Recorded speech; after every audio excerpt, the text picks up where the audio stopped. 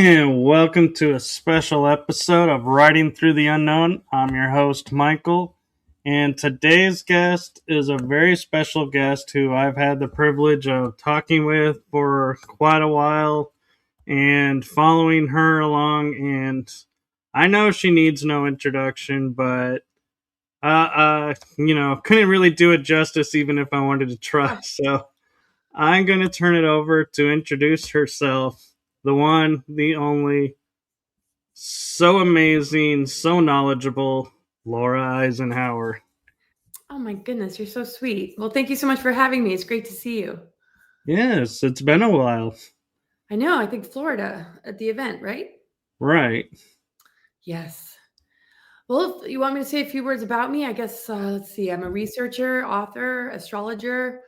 I've been a public speaker since 2010. I like to delve into, the exopolitics, galactic history, and the planetary grid network, and the dark technologies that have impacted our ability to fully remember ourselves, and also different events that took place that was all a part of this experience in this kind of earth that we're on, and how that relates to the Sophia energy, our divine blueprint. I'm into the bigger picture ET races, and especially the research that goes into what happened after the Second World War and my great-grandfather, President Eisenhower, former President Eisenhower's administration. But one of my great passions is understanding the junk DNA and what it's really made of, and how that corresponds to all these other things I've been talking about. That's really cool. And one question I'm sure you get asked a lot, but I'm curious the answer is, what is your opinion of the Christos Sophia? What does it mean for humanity, and is it part of our awakening? Yeah, it absolutely is a part of our awakening. It's what I would call, and many others, like our divine blueprint, our true 12-strand and beyond capability, what we all hold inside, what we all carry. When I say inside, I just mean like soul memory level, pre-fall, before Anunnaki, before galactic wars. Just that divine inheritance that comes from true source, right? Mother, father, the Christ Sophia, the two that emerge from the source field, and all that emerged from there is like the offspring. But when you start to have fallen groups in this free will kind of experiment and experience, then all of a sudden hybridization, manipulation of incarnate consciousness, and all sorts of, different events that have taken place, throughout our galactic history that have made it very, very difficult to hold that or remember that or reconnect with it, particularly after Tiamat exploded, which became the asteroid belt. So when, there's trauma in the land that is held in the planetary grid network here on this earth, those fractures or those trauma imprints connected to what came before, with this planet exploding and this kind of Lyran wars that stepped down into the Orion wars, and the reasons that things got so bad that a planetary body like Tiamat would actually explode. Also Maldek. I mean, when we drop down into this lower harmonic universe, the land and the planetary grids hold the fracture and traumas of what came before, because it's in its memory banks, with what happened. And portions of that Tiamat body are in the earth. Part of it became earth and the other part Maldek, and then that exploded. So that macro to the micro shows how much disruption actually took place that made it very difficult to hold the integration of polarity of the masculine and feminine. The planetary grids that had that trauma imprint was leveraged by invader groups to begin to install dark reversal technology to put it in reversal, so that we would be born generation after generation with more amnesia and more forgetfulness of our true origins. And Anunnaki played a big part. The Nephilim reversal grid and the Niberian dyadic crystal grids that literally harvest and siphon energy and stream programs through the pillars of society in order to keep us in this dependency bond with this inverted system that wants us to be in duality, really wants the masculine and feminine to not be in balance. So we see patriarchy, we see the exiled divine feminine, we see the wounded divine masculine, and these different personas and programs that have been, cast upon us that make us forget what's truly inside. Everything is from out there and what we take in. Social engineering, being groomed, being manipulated, and then trauma loops that never get resolved that are passed down generation to generation. So it's not something that just comes natural when we're babies, when we're really little in our purity. Yes. But boom, the minute we land here, everything is trying to keep us from that inner knowing. We look at Christ outside of us. We look at everything outside of us. So that's what it means to me, is that remembrance and knowing that we all have that. And part of the deprogramming is to, take away these distortions, collapse these inversions, or dismantle them. And in doing that, we dismantle the dark weaponry and the deep state and everything they're trying to do to harvest and siphon our energies to engineer this artificial timeline and false trajectory into some kind of new world order. So that reclamation and remembrance is everything.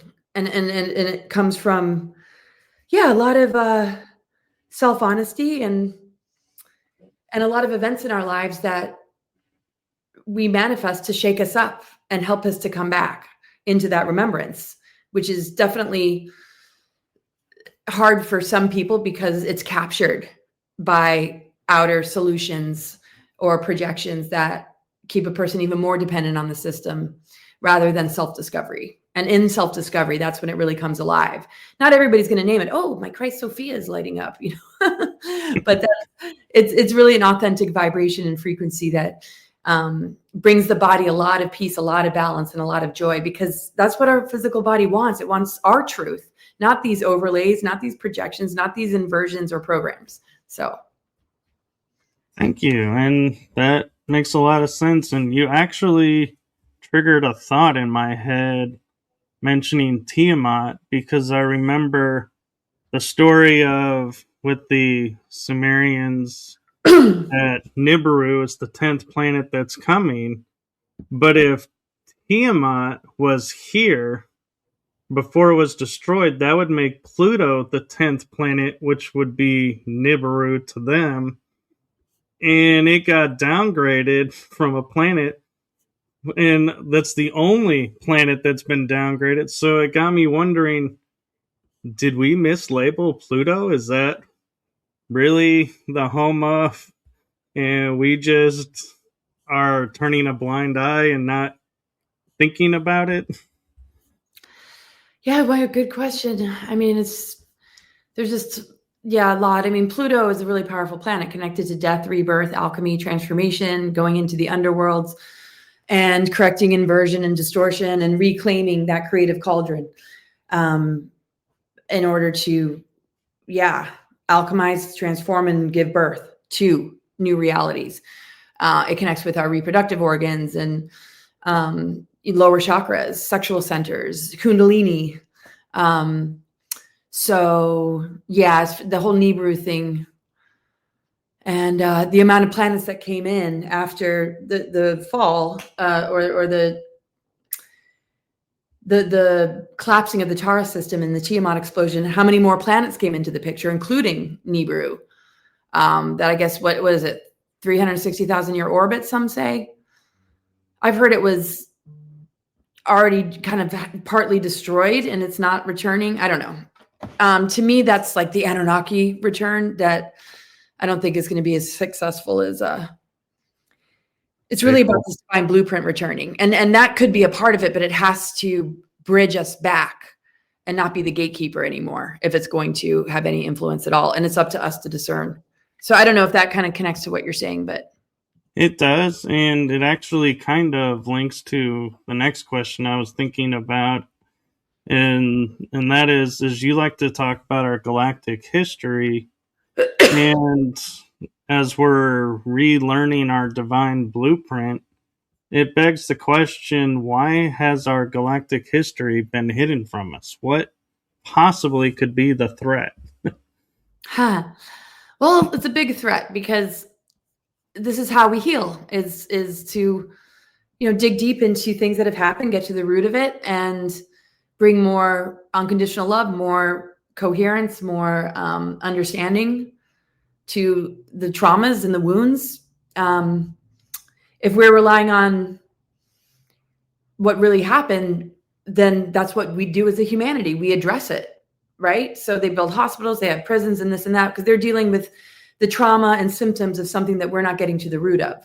Dysfunction, broken families and troubled children, people that have been influenced by the television, people that come in from past lives with, unresolved behavior patterns, ancestral patterns that haven't been resolved, and then you've got the cabal and the 13 families and the offshoots of all of that and the darkness that comes with that, and how that has become the underbelly of so many industries and institutions like Hollywood. And so we're in the symptomatic, and look outside of yourself and go on pharmaceuticals or go to this shrink but we're still not getting to the root. So a lot of this is coming to the surface because people are starting to see the underbelly behind Hollywood, the governments, the medical industry, the social engineering, the geoengineering, that, wow, there's something operating behind the scenes that this is not organic, this is not natural. But if we understood and went to school to learn our galactic history, we'd be like, oh, these wars happened. Oh, this dark technology was put in the earth grids. Here's the social engineering agenda that works in unison with these powerful dark weapons in order to harvest and siphon the energy of distortion and compliance and consent and all these addictions that we don't realize maybe are addictions. And also the punishment and reward system, people just wanting that pat on the back and that good paycheck. We're not addressing anything on a root level. So if we were to know that, we would be able to find careers, and we'd be in touch with our soul calling, which remembers that, which was there. We'd be addressing it. People would be doing a lot more of what we're seeing today, but a long time ago, right? More hypnoregression, more working with frequency and crystals and plants and herbs, and more digging deep into the Akashic, right? To understand more. There'd be more awareness of, what this earth needs in order for it to, regenerate. And the beauty is it's happening anyway. We're kept from it to keep us in this dependency bond. But because the soul and the higher intelligence, it comes through so many individuals, and the grid workers are here, and this ascension window is so powerful. The planetary alignments hold the intelligence of the cosmic origins, the galactic origins, and how it plays out in the here and now. That intelligence knows how to repair its own planetary system. And so do we. We know how to heal our own bodies, right? So we're catching up with, that greater history, because there's such a power of acceleration, happening on the planet right now, and the energy shifting that it's forcing people into, digging deeper and looking deeper. So it's not the kind of thing you're going to get in the school systems. It's the kind of thing you're going to find if you take a break and you find yourself and you go explore, you go do research, you dig deeper than what they're going to give you, in third class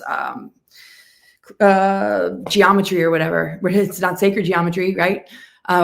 Science is saying it's junk DNA. That's not the true divine template, right? So we have to really pay attention to what doesn't feel right and begin to explore what that is, because then we become the educators and the reminders of this next phase of creation. So to answer your question, I know I'm so tired. I have these really long-winded answers. The reason it's been kept from us is because we would heal. We'd be too empowered. We would overthrow the deep state right away. They need us. They're vampiric. They want us to be dependent on them to keep them in power. So knowledge and wisdom, and wisdom that comes from knowledge, sort of like our own childhoods. If somebody gave you a script and gave you a storyline that wasn't true about what you went through as a child, how could you possibly heal if you weren't well, or truly heal? It's the same thing with our galactic history. We're kept from it because if we were to know, we would truly heal. And the thing is, it's all coming out.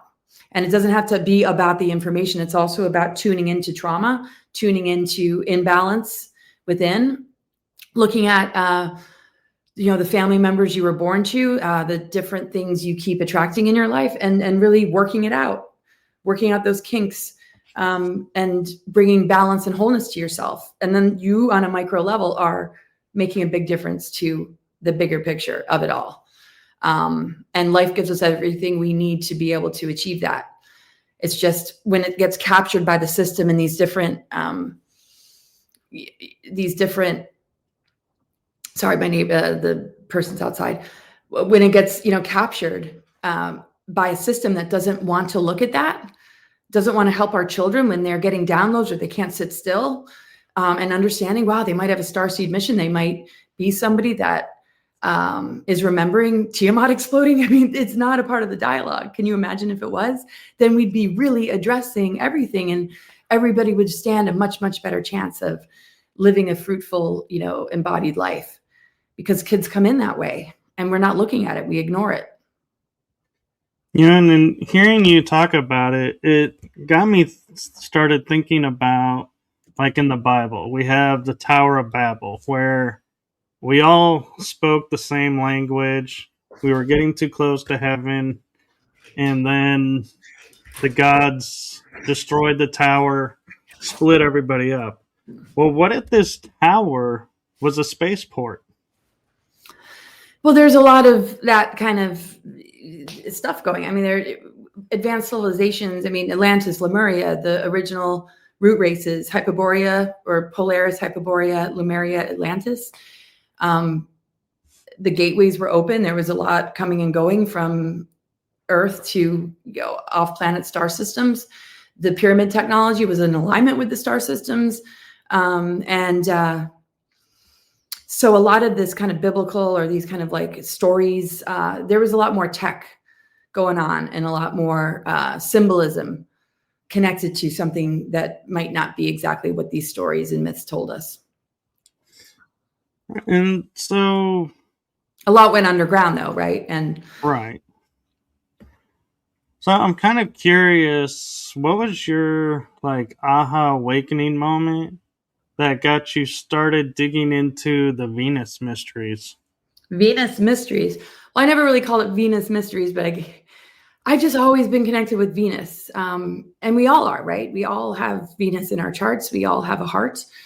But when one looks at the actual archetype of Venus or what Venus really represents, I mean, to me, it's the unconditional love of the mother. The Venus transits form a perfect pentagram. The orbit forms a perfect pentagram. It's very connected to the Magdalene energy and how the Sophionic corrections have helped the mother to anchor back into the planet. So when you look at the way Venus operates as a planet, it's truly fascinating, because when you look at the symbolism of the inverted pentagram and how the ether goes into the ground and how it's symbolic of, Satanists and devil worship and things like that,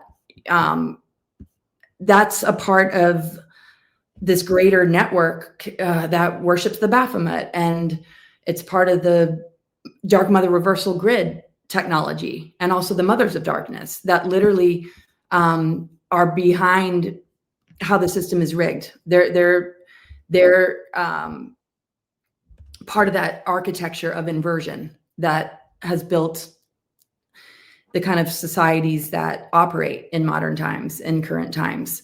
And basically the system is rigged to keep the mother from coming back in. That's why the 13th sign is so significant. And the 13th sign is active right now. The 13th sign comes in November 30th to December 17th, and we were December 8th. So the 13th sign represents the ether elements, which is the top point of the pentagram. And the Venus transits help to anchor that mother energy back into the planet. And that's when the sun started to move through the 13th sign again. So I have a lot about this in my book about, Venus. And then of course there's Valthor, there's the divine mother archetypes, Hathor, Magdalene, Inanna, Isis. They're all connected to Venus. And Venus, when you look at the archetypes of, these goddess energies, they're connected to nature, right? Persephone as well, and going into the underworld and coming back out again. And when you look at the seasons and how it's connected with that, it's pretty phenomenal. So, the morning and evening star, if you look up any of these archetypes I just mentioned, there's a strong affiliation to Venus. And so basically these signs in the sky signal the end of a great cycle of time. And according to the Mayan calendar, Venus and the revival of, this, Magdalene energy and the return of the mother brings that balance back and collapses all that reversal grid technology, and it's the override frequency. So there's just a lot about that. And to me, again, that's like the unconditional love of the mother that is wanting to reclaim her body and her children, but it's been kept out by this dark reversal grid technology, this dark satanic, network that has been entrapping the Akamoth aspect of the Sophionic energy that got yanked into matter, particularly after Tiamat's fall. So the 13th remedial flame comes in and corrects the inversion and brings it back to source again. And that's connected to Venus. That's connected to the sacred geometry that the Venus transits create. So that's chapter 1 of my book, everyone, if it doesn't make a whole lot of sense trying to explain it. But it's pretty wild. Like Ashiana says from Keylontic Science, and Lisa Renee as well. The earth is indeed a living entity upon whose back and within whose heart you all presently reside. And in polarity mechanics, earth is female with an organically female magnetic dimensional 13 monadic core. So, and that's what's so wild about the mothers of darkness and the 13 families. And all this inversion has literally rigged the system to keep that energy from returning. That is their greatest fear. And the fact that the mother energy has returned to reclaim her body means no new world order. It's not possible, a new world order or any of these. That's why when we see the psyops and false flags, they're falling apart. They can't take hold. The actual dark technology and that reversal grid technology has been removed and dismantled. And it's not through digging it out with your hands or with a shovel. It's through being the override frequency, holding the higher frequency, holding the sacred union energies, allowing grief and trauma to move through your body and release it. You literally collapse control grids through overriding the social engineering and all the things that have kept us as engineered humans, as socially engineered humans. Right. And that's how we also dismantle the geoengineering. We are way more powerful than we can imagine in taking down the dark technology, but it has to come from within. I just realized, as you were describing Venus and how it's, we think, Roman goddess of love, how it's the mother. I started, realizing, what is the one thing that NASA and science is pushing us to do? Venus and Mars. We have love, we have war. It's like we have the two energies that oppose, that are here in existence on this planet, that we're constantly going between. And so, do you think that's the real reason why the NASA is saying, we need to go to Venus, we need to go to Mars? Is not that they're the closest planets that they want to tell us, but it's the energies that are there on those planets. I don't know. I don't know much about, I was recruited to go to Mars. I know there's Mars colonies and Venusians that live underground in Balthor, and lots of Venusians at the conference I'm going to be at that focuses a lot on Venus, and a lot of people that have a strong connection, right? In their hearts. Somebody just wrote that they have Venus in the 8th house, which is a really powerful placement. And when I, name the archetypes, that's not really the source field, right? The source field is like Ein Sof, right? These are emanations of the mother, of walking the path, archetypes we all carry within ourselves. Same with the masculine, the Christos, right? But we have the masculine and feminine within us, the electric magnetic, the Christos Sophia. It's a relationship. It's an integration of polarity that begins to dissolve the seals and fences that have been placed in our DNA. And that's a whole nother story or like explanation that, a lot of listeners and maybe you are, already familiar with. So the energies of Venus and Mars and every planet has a lower octave and a higher octave. So I do presentations about the weaponization of the zodiac and how a lot of different tactics are being used to keep us in the shadow expression without moving through the shadow work. So Aries, Mars can be warlike, very aggressive, very me, just kind of like out for themselves. But it's also the planet of, willpower and divine identity, right? So Venus, the planet of love, can have its lower octave and its higher octave, unconditional love. But the thing is, they're meant to work together. Mars benefits from the love of Venus. Venus benefits from the warrior energy of Mars. They're opposite each other in the chart, in the zodiac. You've got Aries, Mars, the first house. Opposite, you have Libra, Venus. They're directly opposite. So the nodes, if somebody's born with a south node Aries, first house, or just Aries sign, north node Libra, their soul work in this lifetime is to go from Aries and to integrate the Libra and the Venus, right? So they're meant to be married and more in union, and it's very symbolic, and it's about what's within us. Our solar plexus doesn't do well when it acts alone. It needs to be the power of love. It needs to be the power that comes through from the heart, and vice versa, right? So Venus, when it's in action, it's a prayer in action. It's the love of pursuing what you're passionate about that has that willpower, right? So they work really well together, because Mars, when it's compartmentalized and it's lacking heart, can be really aggressive and abusive and a warmonger. Venus without Mars, sometimes it doesn't take enough action. And I mean, I don't know, every chart is different, but NASA and just the way that the planetary energies can be worked with sometimes, with bases on Mars, lunar bases, and the Saturn moon matrix, and the reversal grids on the planet Earth. That's all to influence the way we relate to these energies. These planets connect to our organs, right? Saturn is the law of structure. It rules the skeletal system. Mars rules, the head, also the solar plexus, the heart chakra, Libra, right?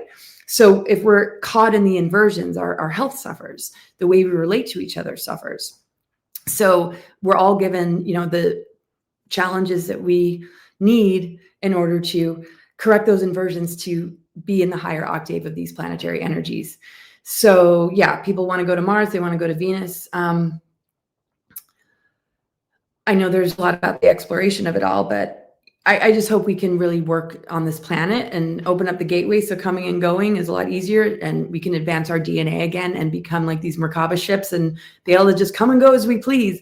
And until then, yeah, is it all just going to be technological, and what kind of humans are actually going, and is it going to create more trouble than it's worth? I don't know. That's a good point. And while we were talking about that, Carmen Sanchez asked an interesting question. She says, this days is like dream, like nothing is real, and sometimes feel headache. This can be part of the new energies that are coming in. Exactly. Boom. That's just the way to explain, or just give words to the energies right now. Saturn moving into Aries, Neptune moving into Aries. Neptune is the dream. Neptune is all about the multidimensional, the spiritual, the creative imagination. Saturn's all about structure, the law of structure. We've come out of dark Saturn, inverted Saturn, which is all about authority and control and mandates and, just answering to an outer authority, feeling conditioned. You don't necessarily feel conditioned. Maybe you are conditioned, but that's all Saturn. Energy blocks as well. The higher octave of Saturn is self-mastery and being able to become your own authority. You're not just always playing by the rules, unless they're important rules. Of course, there's some rules that we need to abide by, but it's more about personal authority, having authority over your space, having your own sense of what your structure, your physical body needs, without it being about what some outer authority is saying. We can measure our own inner authority against outer authority and see if it's an agreement. And if it isn't, this is when we don't consent. This is when we say, I will not consent, right? That's old Saturn. This new shift, right? Saturn in Aries, Neptune in Aries is the embodiment of the divine human, where it is a dream. And we're the scriptwriters of this dream. We're working with the law of structure, and we're moving out of inverted Saturn into the higher octave, self-mastery. In Aries, it means that we're embodying more of our divine human nature, but the weaponized inverted one that they want to kind of pull us into, even though the deep state and all this is crumbling, is being lost in the illusion, being easily thrown into, just feeling super confused and being caught in deception because of what the news is telling you. Only seeing the timeline based on what you're seeing outside of you, not being an empowered person that is actually creating your future. So people are still caught in that because they don't know what to do with, the possibility of having this level of freedom. Like, I can create my own future. It's like they want somebody to do it for them. They want to plug into something other than themselves. So it might take them a little bit longer, but and I think the headaches definitely come with Aries. Aries rules the head. Saturn, constriction, right? But it's constriction that we can begin to understand because it can become a boundary. What is constricting you? Is it something that you read? Is it somebody in your life? Is it something you watched in the news? Well, that discomfort that Saturn can bring can become a boundary. Like, I don't want that in my life. And then, Saturn's a boundary. That's part of moving into the self-mastery, is that, do you want to open the door? Or you want to close the door? Having more personal authority. I want this person in my life. I want this commitment. I'm devoted. Or allowing something in and just agreeing to it because somebody's making you do it and you think you have no choice. So I have an interesting question for you with astrology and the planets. And I just started thinking about this because we were originally a 13-month system that got changed to a 12-month system. So astrology-wise, would that mean then there's 13 signs, but we dropped one to keep going with the system? And as everything's related to the planets, does that mean we were originally 13 planets? Not originally. The 13 only comes in when a system is so broken and so caught in inversion that it has to act as the remedial flame. Otherwise, it's like part of the 0-point unified field. It just is a tone that kind of sits in a position, like if you see the tree of life, like in the Ein Sof, right? And then you got the 12 strand, you got the 12 spheres, you got the 12 stargates, and it kind of acts as the stabilizing tone, right? So if you look at 12 gates, like 12 tones, that became 12 flames that are carrying a trauma imprint from exploded planets from before that got put in reversal grid technology inversion. The 13 flame, the 13 sign, which is actually ruled by Chiron, the wounded healer, needed to come in order to braid and restore and bring back the 12 into alignment again. But yeah, as far as like 13 planets and the 13 moon calendar, I mean, it's all connected. The 13 moon calendar, the 13 sign though, that sits between Scorpio and Sagittarius overlays right on top, right? And it becomes the part of the laws of alchemy. We go from Scorpio into that underworld, into the transformation cycle, into that depth, right? And we move through this field of alchemy, where it's possible to rapidly heal, to just accelerate our journey and our growth in extreme ways. It's the sign that literally dissolves how dark Saturn has bound a lot of people into compliancy and dependency. And it just takes us through this passage, which is why this was prophesized as a powerful window period. The Mayans understood this. The sun started to move through the 13th sign in 2010. The significant date of the Mayan calendar was, 2012, and yes, Magdalene represents the 13. She was the 13th apostle. So when that energy fell into distortion and they tried to wipe her out and who she truly was, that it's all connected to the Venus transits in the 13th sign and the return of the mother. So she's like the daughter principle that reconnects to the mother, right? So the journey of the Magdalene and the archetype of the divine feminine that we all carry, we don't have to name it, but it's an archetype we all carry, goes into those underworlds, moves into that inversion in order to correct it, in order to alchemize it. So we're all connected with it. We all have access to the 13th sign. And look at it. When I do presentations, I connect it to the DNA strands. I connect it to the planetary grid network, because everything's connected, right? The 13 as the remedial flame connects us back to the 0-point unified field and collapses the deep state. and corrects the inversions. So again, the remedial flame comes in when things have gotten so bad that it has to intervene. Sorry, everybody, if I'm not expressing well. I've got a very, very sick father right now. Okay, but does that kind of make sense? It does, actually, and it cleared it up for me. And one thing that I know you talk about a lot on, but I'm not sure if you talked about it in this way, is, you talk about like the roles that the ETs are playing in space to help us, but do they play a role on our actual planet? Yeah, well, I mean, we've always been multidimensional beings, whether we remember it or not. I mean, that's the only thing that separates people from it is lack of remembrance and the inability to want to see it. I mean, it's there. It's always been there. When we look at dormant DNA, what is that dormant DNA? Well, it connects us to a much, much larger picture, our multidimensional self that has had experiences in other star systems. Beginning with the Guardian founder races in Lyra and Orion and Tara. And, so ETs have been interacting with our planet for a long time. We were more advanced humans that if we looked at would maybe call them ETs or benevolent ETs. This Earth held a much, much different energy than it does today.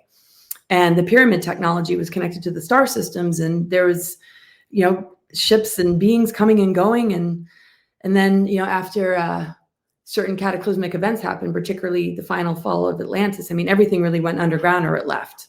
And here we are as humans, and we're dealing with, ETs like Anunnaki, Dracos, Greys, some Nordics that were all a part of this reversal grid network, putting this, kind of technology in place. So, and its purpose was to keep us, very, very dumbed down. And at the same time, benevolent beings put seals in our DNA so that we wouldn't be able to just go back to higher earth energies and recontaminate it or cause destruction because it had already been destroyed. There had to be a lot of repair work. Some ET species went extinct. And remember, they are us, like the aquafarians, right? We don't want to look at them as separate. We want to look at it as we used to be able to inhabit those kind of bodies. If we were more negatively oriented, we might have been captured by something that bioengineered us to become grays, to become like EBEs, to lose our reproductive capacities, and to, and that's what a lot of the transhumanism agenda is all about. And we've seen this in other star systems and in different phases of our galactic history, that humans can become grays, and humans have been benevolent higher ET beings. Here we are in our human vessel with a lot of dormant DNA. So if that was to be all switched on, then what are we, ETs again? But the thing is, we're on Earth, so we're Earth-based, right? But we don't have to be bound to the Earth. This is the thing with like Prison Planet going away. Sure, we can come to Earth. It'll be like Grand Central Station of the cosmos because it already has an affinity with all these star systems, and it's housed so many different races and so much diversity. But the difference is going to be we're not bound here. Right? So we break that reincarnation loop when we deprogram. The only reason we come back in is because we're still hooked into some kind of programming that keeps our soul bound. But we're not victims. We simply have to do the work to know the difference between our authentic true self and what has been engineered or imposed on us or indoctrinated into us. And that's what sets us free. So that is the ascension path. Whether we see it in 2 years, like this planet's all of a sudden like looking way, way different. Well, if it's happening differently for you, you're going to manifest different things in your life to take you to a higher Earth experience. But I do feel, this bifurcation is happening without it completely splitting off.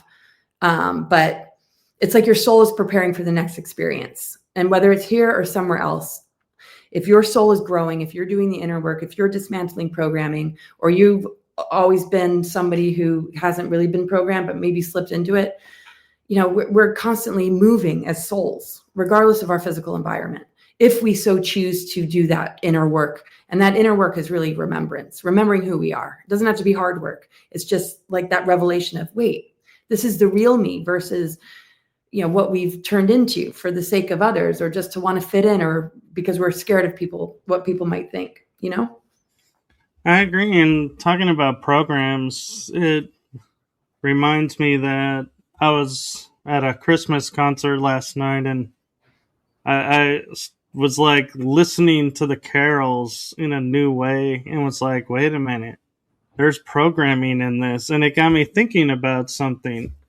And it ties into you and I in Florida. We were talking about the knights and King Arthur, how they're attached to the zodiac, and they could be star beings or hybrids here on Earth. And then I started thinking about, our stories of the angels and the archangels. And I'm like, are they hybrids because they're the messengers? They're the ones that's relating to humans where the gods can't. So does that make the archangels really like hybrids that are operating on this planet? Well, I mean, they're like messengers, and I mean, there's fallen angels, there's archangels, there's archdemons, archon. Yeah, I mean, there's humans that are angels that have been angels, they're spirit guides in the past, right? Some people perceive things that other people don't. Hybrids, well, souls can be hybrids in a way, like demigods or half this, half that, and I mean, that goes into a whole, lot of stuff. But I mean, our ancient origins, pre-fall, right? Before galactic wars, before distortion, before Anunnaki, that's what, brings everything back home again. And messengers and guides and angels, are part of helping us with that. And sometimes we take time off of being human to go back into those places or those angelic forms or those higher ET forms. But our consciousness and intelligence and our soul memory can still have a connection with that. The limitations of the physical density, though, are able to alter and shift and change and advance, but it's not going to happen overnight, right? We're not going to just wake up in a Merkaba avatar angel body if we came into this density, but we can still hold the soul codes, the memory, the connection, the communication, the alignment from our higher self. And that's what changes physical matter. That is what collapses the control grids, because we're anchoring in that energy and we're clearing out, where trauma and, dark rituals have kept the earth in a trauma loop as well. So, when we connect into that and bring that in, it collapses all of this. And this is what's been happening. And some people can put terminology behind it and talk about it. Other people just are doing it, maybe can't even explain what they're doing. I do my best to try and put it into words, but that's what so many souls have been doing. It's incredible. And it comes in the form of downloads. It comes in just these inner knowingnesses. I mean, that's our intuition, right? So that's why we have to honor our anxiety, anger, and depression and give it a voice, because it's our guide. It's telling us exactly who we are and what we need to do with our life. And we're so used to shutting it up, judging it, or wanting to medicate it or make it go away, when it's very, very important to give it the attention and voice it deserves. Then we're raising our vibration, because we're not being held down by symptoms we can't explain or reactions to life that other people might not understand. It's just so important, because this is not something that we find outside of ourselves. This is something we give permission to awaken from within, because it's already in there. We just have to remember. And all the weird physical symptoms and everything that feels off is part of the process of discovery. But we tend to fear it and think something's wrong with us, but it's the opposite. Something's wrong with the system that's keeping us from really pulling this forward or bringing it back into embodiment.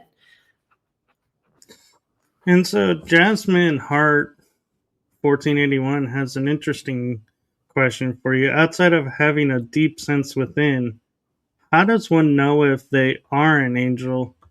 And I kind of want to piggyback on that and say, how do we know it's not a false angel?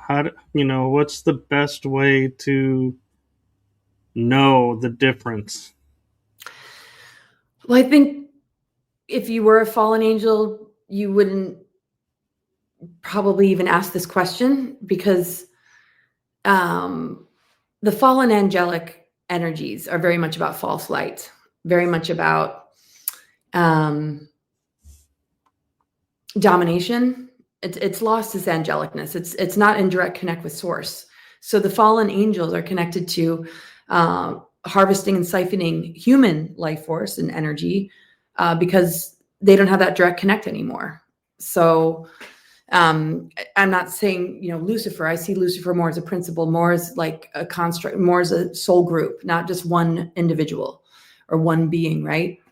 And so fallen angelics tend to energy vampire off of other people. They have narcissistic tendencies. They have a lot of, kind of inner self-importance, but it's starting to create a lot of issues for them because it's not sustainable. It's not regenerative. It's not connected to unconditional love. It's not connected to benevolence. So people can have fallen angelic tendencies like negative ego, but if they were to begin to correct that or notice that, then the true angelic nature would emerge.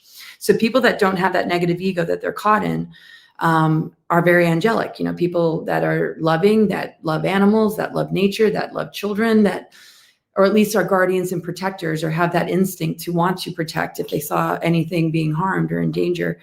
People that have compassion and care about other people's feelings. There are different levels of angels, right? But we're in physical form. So a lot of very advanced souls that are incredibly heart-centered, incredibly resilient, are like Christed beings. So there's a lot of earth angels. It's just, if you're a being of love, you're an earth angel. When you die, I can't say where you're going to go, but I'm sure the angels are going to be dancing around you because you're a frequency match to them.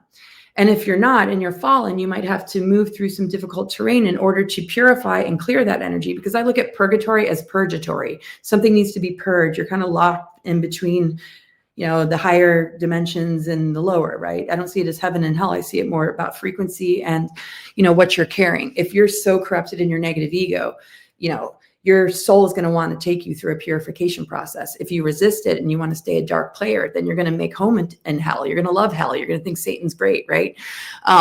You're going to be like, bring it, bring it. But if you really want to correct yourself, you're going to go through the process of purification, of self-correction in order to get back to the angelic realms. So it really depends on frequency. I think everybody's got the choice of, the devil or the angel on your shoulder. Which one are you going to choose? And people that have really worked on the heart, if they used to be evil, they can reach that again. And those that might have been all angelic might become fallen because they just can't maintain it in a world and density that is this inverted and destructive. But to me, like really powerful angels that are on earth can move through inversion and not forget who they are, or lose themselves. But we got to cut ourselves slack if that does happen, because this is the kind of world we're in. And this is why, to me, the angelic energy is compassion and forgiveness, and that we all help each other rehabilitate and get back to source. Some criminal acts are way worse than others, of course, and they require rehabilitation on a very, very deep level. But the willingness has to be there. And I always think if you can turn a perfectly benevolent person into a trained assassin through mind control, you can turn a criminal with the help of something like working with frequency and imagery and digging deep into the root of this and helping them get back to their soul. Very cool. And Carmen Sanchez has an interesting question for you. I hear we need care. We need to care what we're thinking because we manifest more fast. And in 2026, we see manifesting more faster. And all of this with imagination. Is this true? Yeah, Mercury, the mind, Mercury is the magician archetype. Mercury rules Gemini, so communication, throat chakra, right? If we don't speak our truth, sometimes that manifests as thyroid issues, or feel like, it's just really hard to communicate. But yes, what is the quality of our thought forms? We shape reality based on our thought forms. That's why they use mind control, because they want to capture the magician energy to create magic to serve them, where we believe in what propaganda, what we're seeing in the news, we believe in it. So our thought forms basically make magic for them. They stay on top and we stay small, but that's all changing, right? Mercury also rules Virgo. How does the mind speak to the body? The body, mind, spirit, communication. If the mind is speaking programmings to the body does not like it. It gets sick eventually, right? Some programmings might keep it alive a little longer because, maybe it's coming from feeling really rewarded in your job and thinking you're like the greatest thing ever. And then realizing like maybe that career, that job wasn't everything. Then you have to be flexible. So Mercury, the way the mind talks to the body, if it's coming from the higher self and you're speaking your dreams and your visions and your inspirations to your body, if you're speaking self-love, if you're speaking your trust in yourself and what you're capable of doing, you're going to manifest miracles. You're going to accelerate in your healing process. You're going to manifest your dreams and visions into reality. But if it's caught in I can't do that, or that's impossible, or it's a negative frame of mind, or, it's hatred and toxic, that's going to really mess up your world because you're the magician of your reality. And you got to ask yourself, how much is that energy being taken from you and used by others? Look at all the talent and skills that, people grow up with that the system wants to leverage. But here's a paycheck to make you feel better. And then all of a sudden, next thing you know, they're making you consent to what we saw in 2020 and all this crap that we had to go through. That was a very pivotal time of people being like, hey, I don't need your consent. And that redirect can be daunting, but you're the magician. You're the writer of your reality. I lived on the road so many times. I had no money at all. I had nothing. If my thought forms were like, you're screwed, or, your mom's really mad at you because you're not living this better life she wanted, it would just get darker and darker. But when I was thinking in my head, I'm abundant, I'm in the now, I've got everything in front of me, and I changed my thoughts, I would find money on the ground, I would meet cool people, and it just took that simple shift of thought that made all the difference in the world. And that I saw the magician like nobody's business. And then I got into astrology. I'm like, aha. I'd always kind of delved in it, but that was a great question, though. It's so, yeah. So I have a follow-up with, I'm curious your perspective on a little bit of galactic history that's coming to light. And that is, we have ancient Greeks and indigenous tribes that talk about a Earth that had no moon. And then and we're told, no, the moon is a natural object that broke off of the Earth. It's always been there. So what is your thoughts on what the moon really is? Well, after, Tiamat's explosion, it's been said that it was, brought in. It's like an artificial satellite, like a Death Star, and there's just ET beings or grays inside, and there's lunar bases and this and that. So there's, a very strong artificial component to the moon, kind of working like this kind of satellite and base. And then you got Saturn. What's the Saturn moon matrix? The rings of Saturn and how that relates to the moon. It's broadcasting a false reality. 98% of our consciousness for a big portion of humanity has been caught in this sort of artificial overlay. And how that relates to the moon. So that creates the imbalance, right? But it doesn't mean the whole moon is like that. There's a lot of ancient components to the moon. The 13 moon calendar, the higher octave of the moons. Again, every planetary body has its higher octave and lower octave. So even if it's been tampered with, even if it, comes from here and it became this or that, look at what the Earth became. It became a 3D planet, completely infiltrated and overtaken by, the cabal, like an infestation. But is that really what's underneath it all? No, this is an incredible planet. This is a beautiful planet. So when you bring the moon back to where it began and bring it back to the body that it emerged from, then we're connecting to the more ancient, more higher octave of the lunar, which the outer planets help us to connect with. So it's one of those things where, yes, if we didn't have a moon at all, we'd be very different, I'm sure. But there'd be some sort of lunar energy, because the lunar, is a part of who we are. It's part of the feminine. It's part of the silver and gold gateways.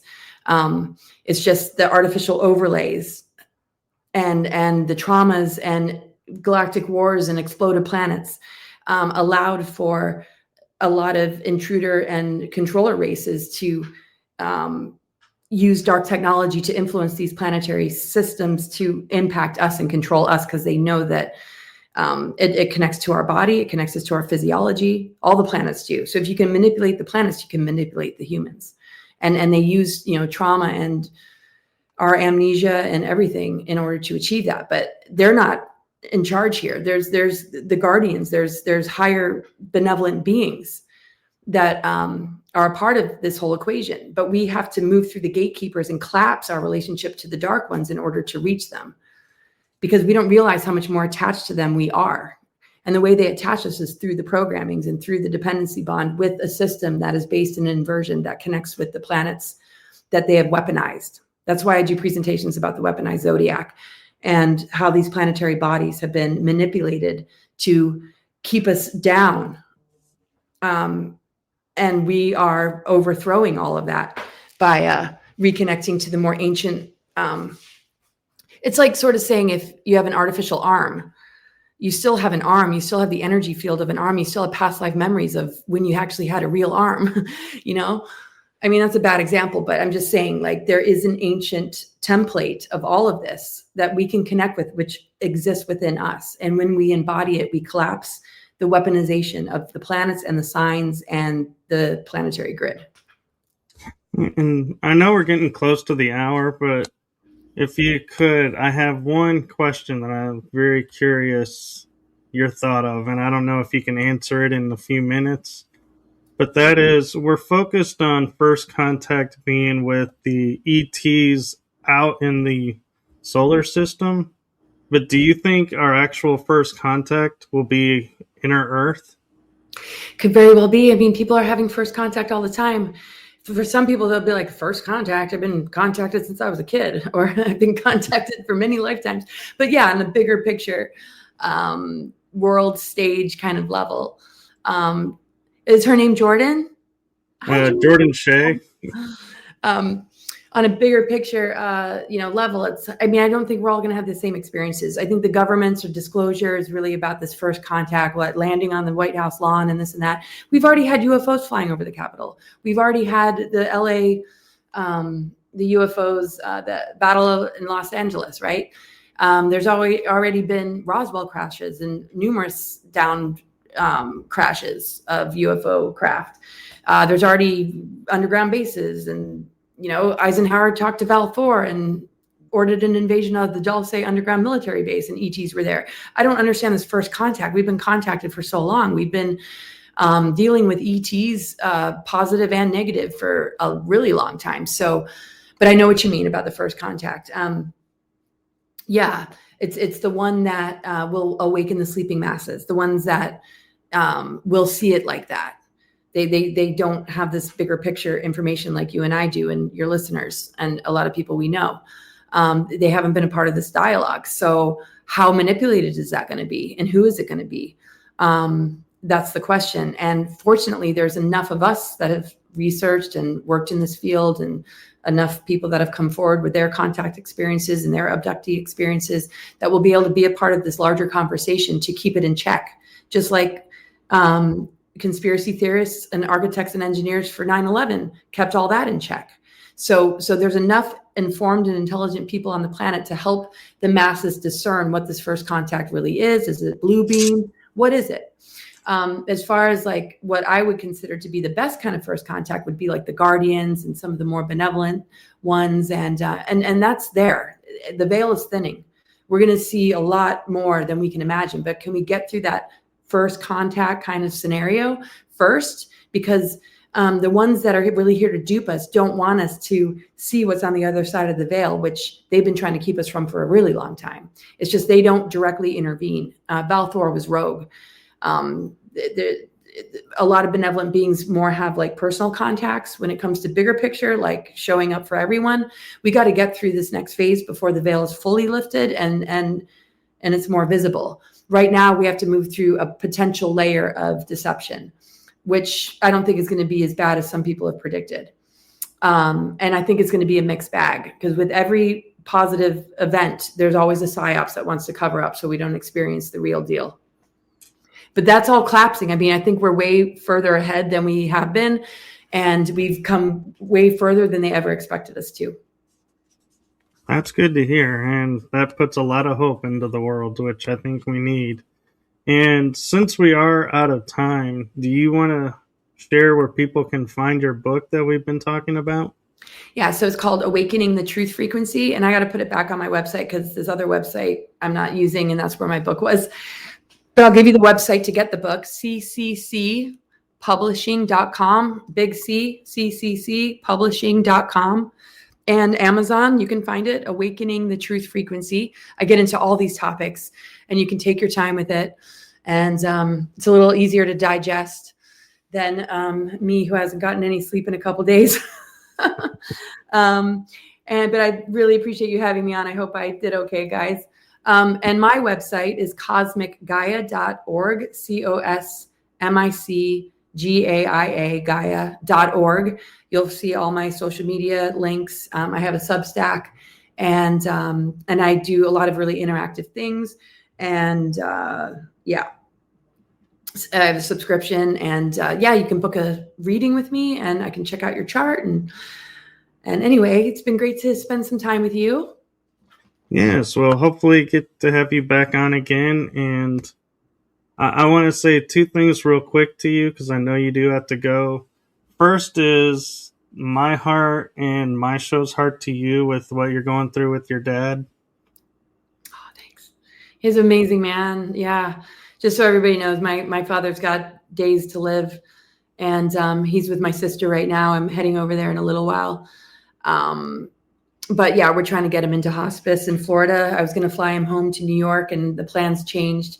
And so I'm glad to be able to take the time out to say hi to everybody. But yeah, I'm a little bit like, my attention is in so many places. I hope, yeah, that it came across in a way that made some kind of sense to what's deep within you. That's why I call my book Awakening the Truth Frequency, because it's really about what emerges in you. It's about your truth. And when we all live our truth, we can harmonize and begin to, yeah, recognize that diversity and harmony is true oneness. So thank you. And the second thing I want to say is also my heart and the heart of my show to you. Thank you for what you're doing for humanity. Oh, thank you so much. Thank you as well, Michael. It's been so wonderful to get to know you. I appreciate all that you do. And I appreciate your feedback, Jordan, and everybody who was able to tune in, and you too, Carmen, and your comments. And my Substack thing, I'm actually doing a Q&A tonight.